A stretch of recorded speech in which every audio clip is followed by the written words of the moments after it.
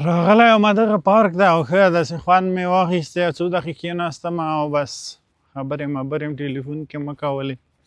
ښه خوند یې مه کوه واقعیت او ده ځای کې یګانه شی چې ده دلته خلک دغه کوي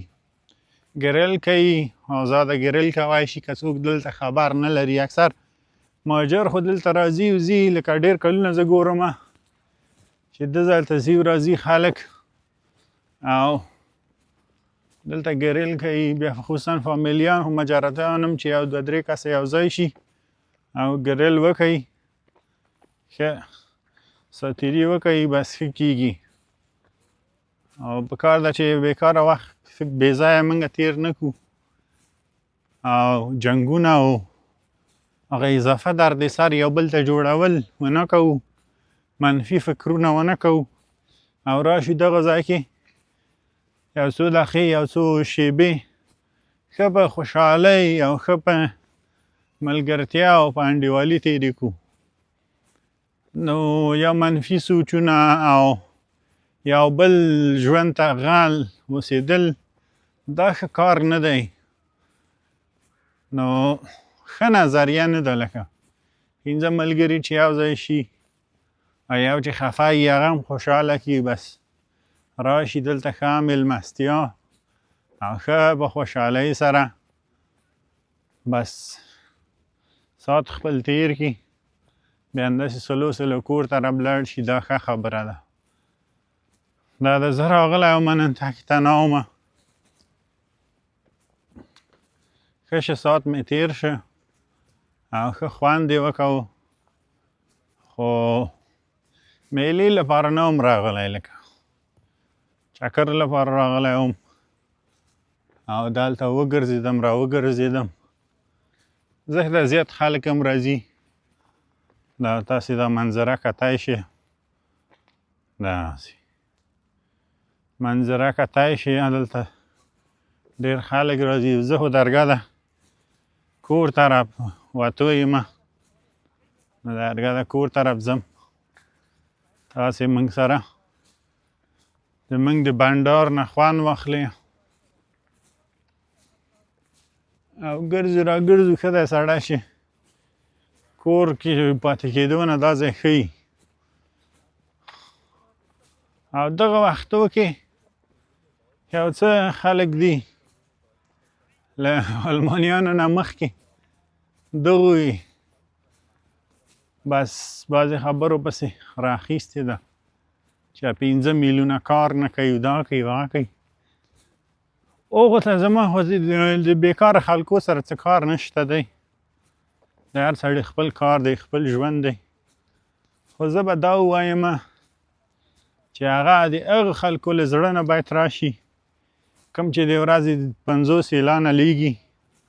50 ځایه اعلان لیږي 50 ځایه خپل بېویربونګ لیږي کار لپاره او 50 رقمې میلیونه نشته کوي د ډېرې عادي کار لپاره او له هغې خو ورته یو جواب راځي چې تر تا نه موږ ښه یو کارګر پیدا که تا په ځای ونیوه دا سړي ته ډېر بد درد لري بد زور لري او په سړي باندې هغه شیبه ډېره سخته تېرېږي هېڅوک خوشحاله نه وي چې مثال دولت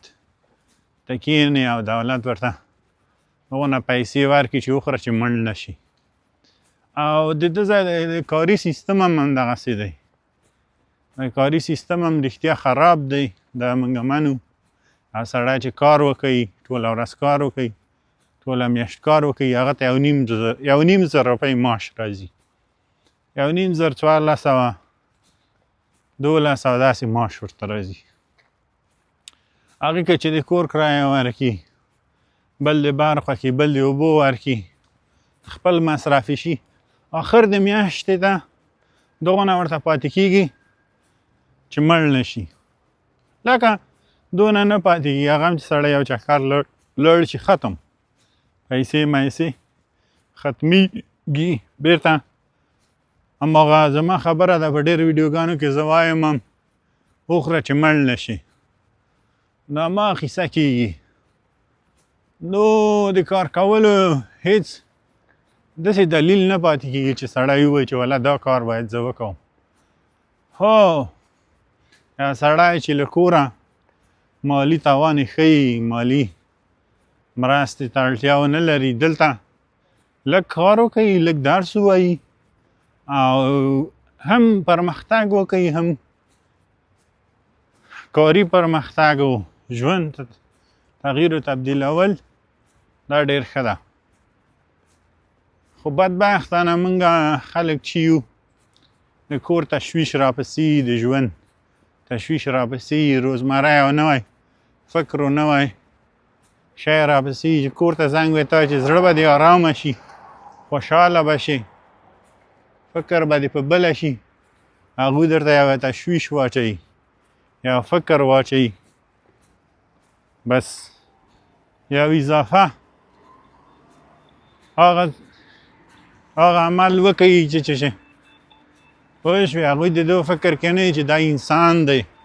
هغوی ته د وطن خلکو ته موږ مسافر هسې پوه شوې ربات ښکارو، ربات. او د ځای خلکو ته موږ ربات ښکارو، ځکه ربات چې مصنوعي ځیرکتیا هغه کار کوي، مثلا چارج خوري،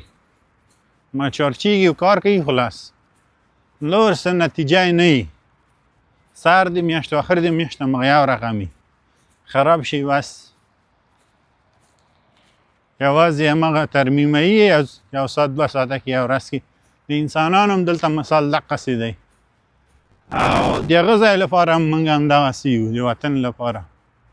نو دا لویه بدبختي ده او بد هغه دی چې زموږ ستاسې حق کې کېږي. خدای وکړي چې دا وضعیت تغییر وکوي او موږ تاسې وشو کولی چې په یو کس ته ذهني تغییرول ورکړو او ذهني فرش کړو، تازه کړو، چې دا وضعیت تغییر وکوي. که یو کور کې 15 کسه وي، په 15 کسو کې یو مسافر وي، مسافر به یې ګټي 4 کسه به قرار ورته ښه زلمي ښه ځوانان خو کار به نه کوي، بار به نه کوي، او که کار کوي هغه به ځان ته کوي، خو د مسافر به راوړي په شریکه خوري. او دا مسافر چې بله ورځ بیکاره شي، بېروزګاره شي، بیا یو کس به نه وي چې پوه شي دا له لاسه ونیسي او راجګې کړي. او اکثر مسافرو خلکو سره ډېر زیات ظلم هم کېږي. تقسیمات وخت چې شي، کوم چې لوټېره او بیکاره او کور کې فضول شی او په تیاره خوړلې ده، هغې ته بیا تر ټولو زیات حق هم ورسېږي. نو دا خبرې زه د لپاره کوم چې د عبرت دي ټول خلکو. بعضې خلک شته چې 1 روپۍ هم ګټي، که 100 روپۍ هم ګټي، هغه ټولې کور ته لیږي. ورونه مې دي، پلار مې دی، نه شم پرېښودلی. او دغه پلار او دغه ورونه او دغه خپلوان سړی بیا داسې وخت کې پرېږدي چې بیخي د تمه نه وي. نو موږ مسافرو ته او ملګرو ته او هر چا ته دغه خبره ده، که څوک یې بده ګڼي، که څوک یې ښه ګڼي، چې خپلې پیسې خپلې کوي، د خپل احسان په خلکو مه اچوئ او د خلکو احسان په ځان مه راولئ. نو د خپل 1 روپۍ د پردي له 1000 روپۍ نه بهتره ګڼئ، ځکه چې بیا احسان او ناخوالی د ژوند ناخوالی او دا چې هره ورځ درته تا ته د هغه 1 روپۍ د تا تر 1000 روپۍ نه برابرېږي. تا به 1000 روپۍ مصرف، هغه به 1 روپۍ مصرف کړي او هر دقیقه به یې تا ته یادوي، بیا خوند نه کوي. بیا هغه وخت در باندې واقعیت دغه زما خبرې او زما دغه شیان تاسو ته یادېږي. نو خپلې پیسې خوندي کړئ، خپلې پیسې وساتئ، خپلې پیسې صحیح هغه کوئ، ساتنه وکوئ.